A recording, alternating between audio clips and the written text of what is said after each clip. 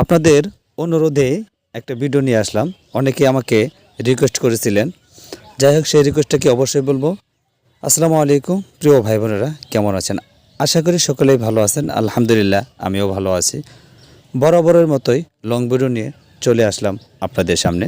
আজকের লং ভিডিওটা হলো আপনাদের অনুরোধটা কি, সেটা হলো 201 গম্বুজ মসজিদের মিনারটা আজও করা হয়েছে কিনা।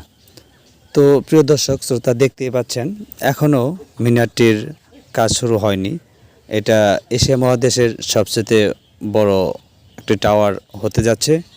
তো আমি ওটা তো দেখলেনি, এখন আমি দেখাচ্ছি বাহিরের যে কাজগুলো স্বয়ংসম্পন্ন হয়েছে। এখানে নামাজ আদায় হচ্ছে, ঈদের নামাজ, 5 ওয়াক্ত নামাজ, সব দিকে ক্লিয়ার হয়েছে। আপনার শুধু বাকি আছে যে বৃদ্ধাশ্রমটা এবং হেলিপ্যাড, এই দুটি জায়গায় একটু কাজের বাকি আছে। অল্প কিছুদিনের ভিতরেই শেষ হয়ে যাবে আশা করি।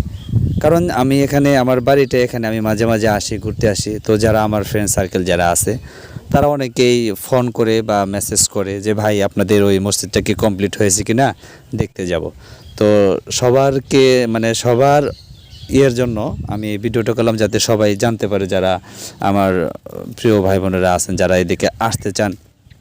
এই নান্দনিক একটা মসজিদ যেটা দেখতে চান, অনেকেই দেখার সৌভাগ্য হয় না, আবার অনেকেই দেখেছেন। আর দেখার শেষ এখনই না, যখন কমপ্লিট হবে তখনকার দেখার মজাটা আরও ভিন্ন মাত্রায় ছড়িয়ে যাবে। সেজন্য আমি আবার ভিডিওটা করলাম এই ঈদুল ফিতরের নামাজ আদায় করতে গিয়ে।